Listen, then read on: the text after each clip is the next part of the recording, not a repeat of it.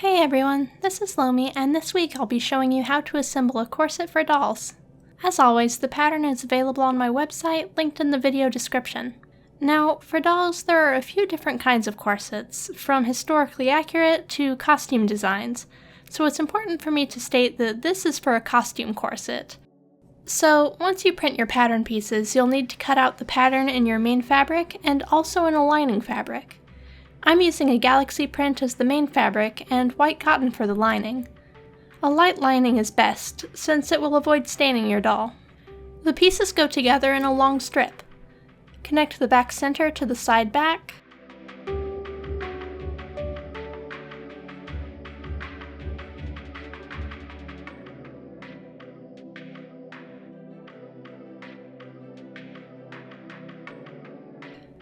the side back to the side front,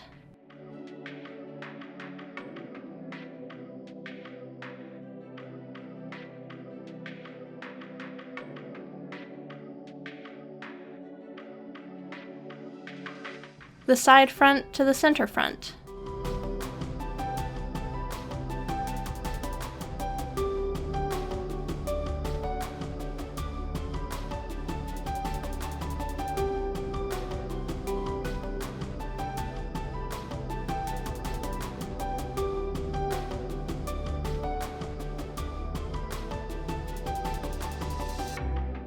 Continue down the other half in reverse order.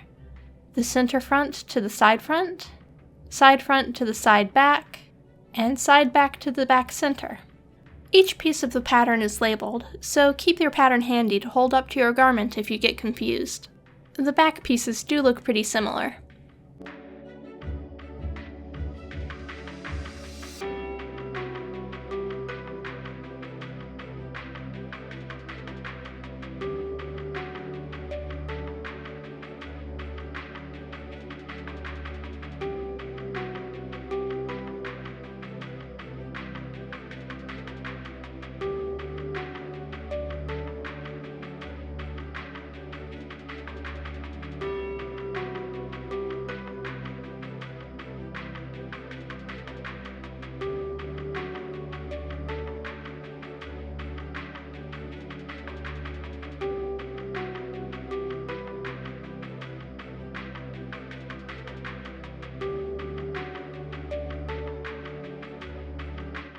Here's the lining all sewn together. You'll assemble the pieces of the main corset fabric the exact same way.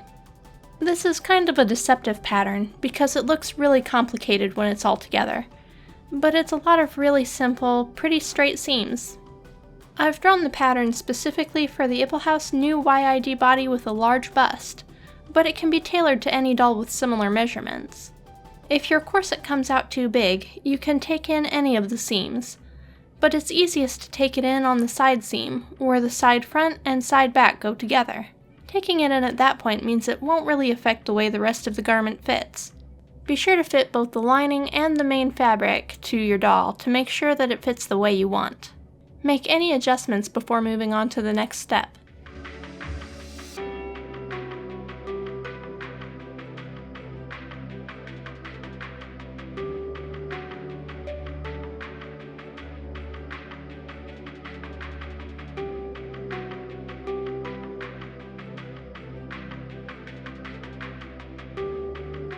Once all the pieces are sewn together, you'll need to take them to the ironing board and press the seams open. That means taking the seam allowances on the inside and folding them back like so, and using your iron to make sure they lay flat. This is really important and necessary to do on every seam for both the main fabric and the lining.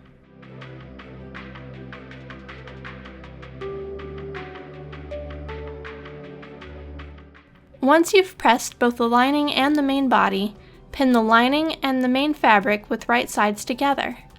You'll sew the ends of the strips together, creating the seam joining the lining and main fabric at the back opening. This is where the eyelets will go later.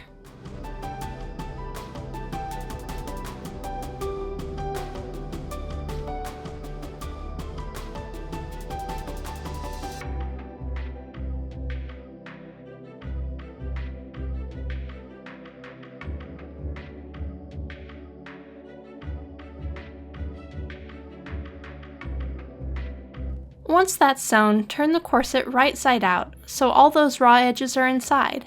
I like to pin the lining and the main fabric together at the top and bottom edges, to keep them lined up together as I sew the rest.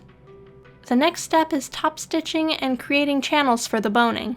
Boning isn't necessary in a doll corset, but it helps the garment hold its shape, so it's a good idea to add it anyway. Beginning at the back center, add a line of top stitching about 1/8 of an inch from the edge. Do this on both sides. This adds reinforcement for the eyelets we'll be adding later on. Then it's time to start the boning channels. Just like the back seam's top stitching, you'll sew along the seams in the body of the corset. One line of stitching about 1/8 of an inch to either side of the seam. This creates a channel between the two layers of fabric that's about 1/4 of an inch wide. It won't line up perfectly with the seam on the lining, but don't worry about that. You'll hardly ever see it. Just try to keep the front uniform. You'll repeat this along every seam in the corset's body. Since the pieces are shaped, it's helpful to firmly pull the fabric to the left and right as you're sewing. This keeps the fabric taut along the seam as you sew. This is especially helpful along the curve of the bust.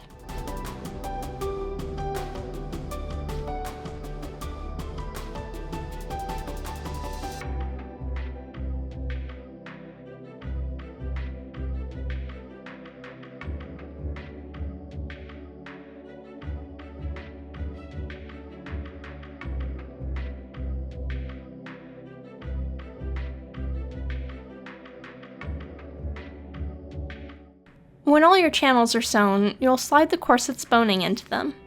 You can buy boning at a lot of craft supply stores, but since you just need something stiff, you can also take the DIY approach. I use strips of plastic cut from a milk jug. It's cheap and a good opportunity for recycling too. It's usually easier to slide the pieces through if you cut them to a point at one end. It can take a little effort to push them through the channels, but if it's especially hard, you can try cutting them a little thinner. A thinner one almost always does the trick. You'll end up having 6 channels to fill, so slide the boning into all of them, and then we'll start some of the fun stuff.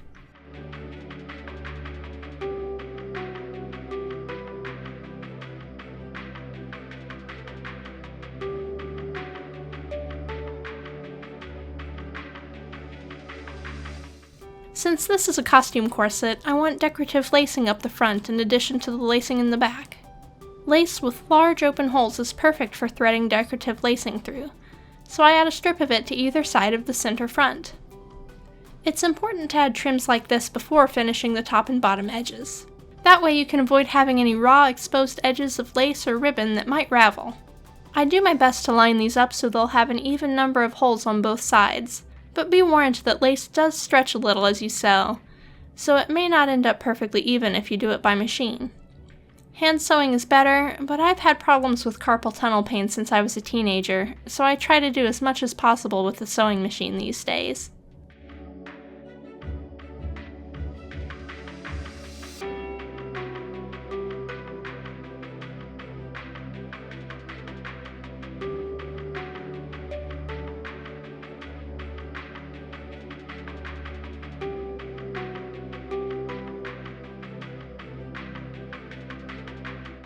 Just for fun, I'm adding some trim along the rest of the seams too.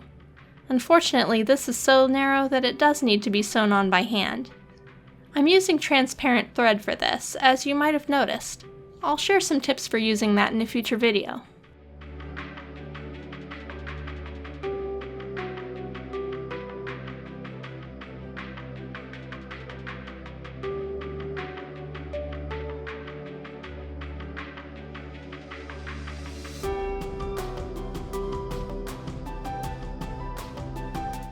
Once all the decorations are sewn on, trim the edges and the boning down to the edge of the fabric. It's time to bind the raw edges. You can cut any kind of fabric you want for this, but I find it's usually easier to get double fold bias tape and use that. It comes in lots of colors and patterns and saves a lot of effort. You want to extend your bias tape past the edge of the fabric, and then with the tape unfolded, pin it with the right side of the tape to the right side of the garment. Line up the edge of the tape with the edge of the garment.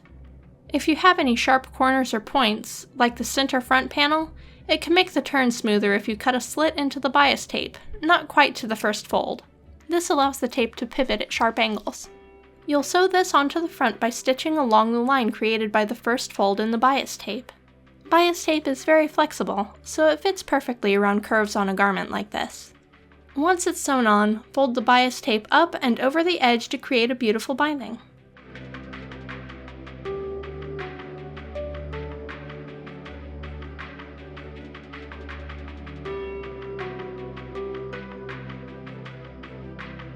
To finish the corners, fold the extended edge of the bias tape to the inside of the garment. Then fold the bias tape as normal and you'll get a nice corner with no raw edges. You may need to trim off a bit more of the boning as you fold it over and pin it down, but adjust as you need. This will need to be hand stitched on the lining side, but before I do that, I'm going to add the binding to the top edge too. It's the same process.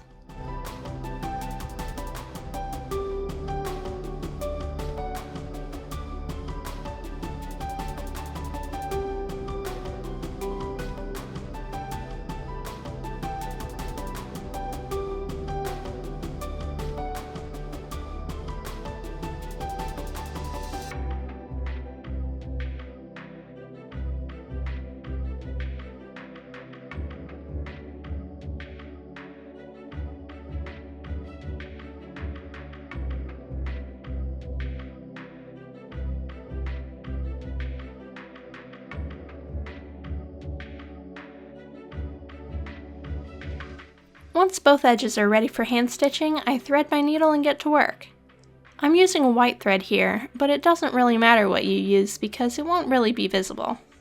To finish the edge binding, you'll use a hidden stitch. This can take a long time, especially if you're like me and have fingers that don't always like to cooperate. Slide the needle through the edge of the bias tape, then through the lining, then the bias tape again. When you pull this thread tight, the stitches will pretty much disappear.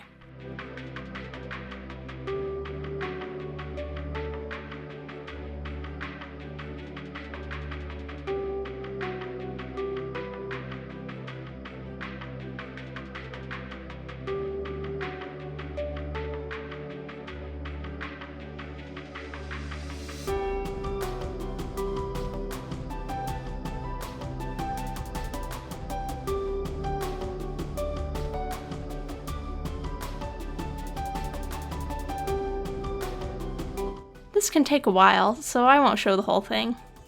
Once the top and bottom bindings are done, it's time to add eyelets to the back. I measure the back and work out how many eyelets I can fit. It looks best if you use an even number, so I figure spacing the eyelets 3/8 of an inch apart will let me use 8 of them.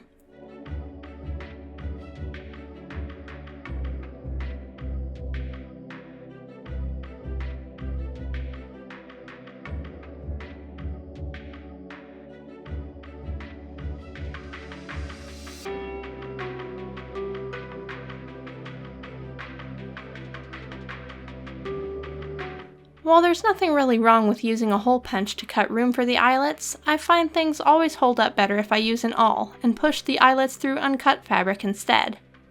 It's a little more difficult, but much sturdier, so I feel it's worth the effort.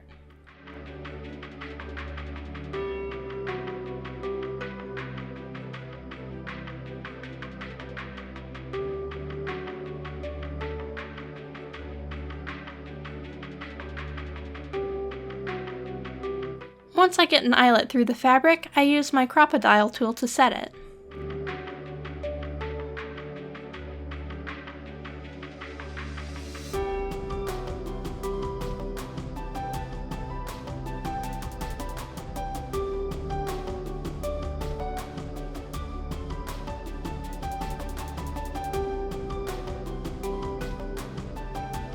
Once all 16 eyelets are set, the corset is ready for you to go to town with final decorations.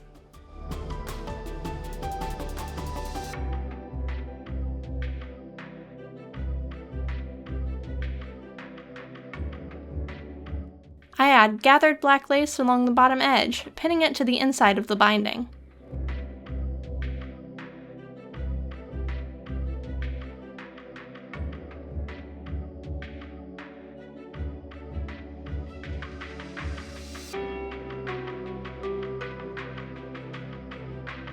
Then I add ungathered lace to the top edge of the corset, also on the inside. The way I position this, only the scalloped edge will be visible over the top.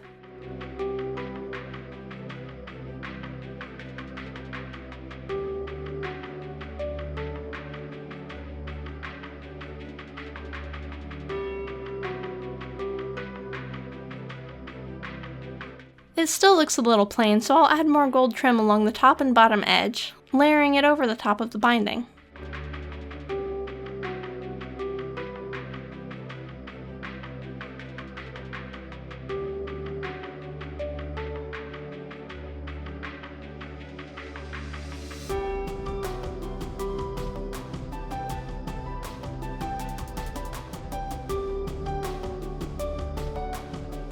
Once all that is sewn on, I measure out how much ribbon I'll need by zigzagging it across every other hole in the front lace, then double it.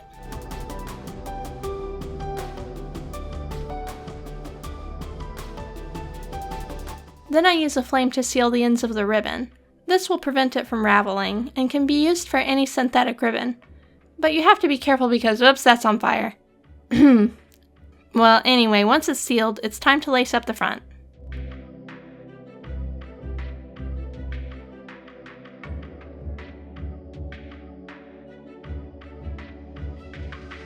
This is a really wide ribbon, so I don't know that I like the way the front looks with every hole used. So I switched to every other hole, letting some of the purple fabric peek through, and I like that much better.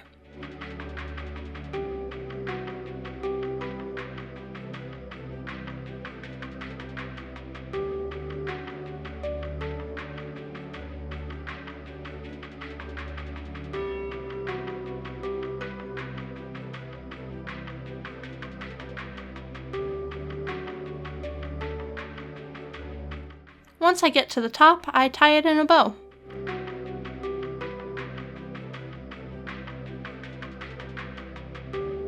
I'll trim the tails a little later, since this one is actually for a friend, and she wants the ribbon to have short tails.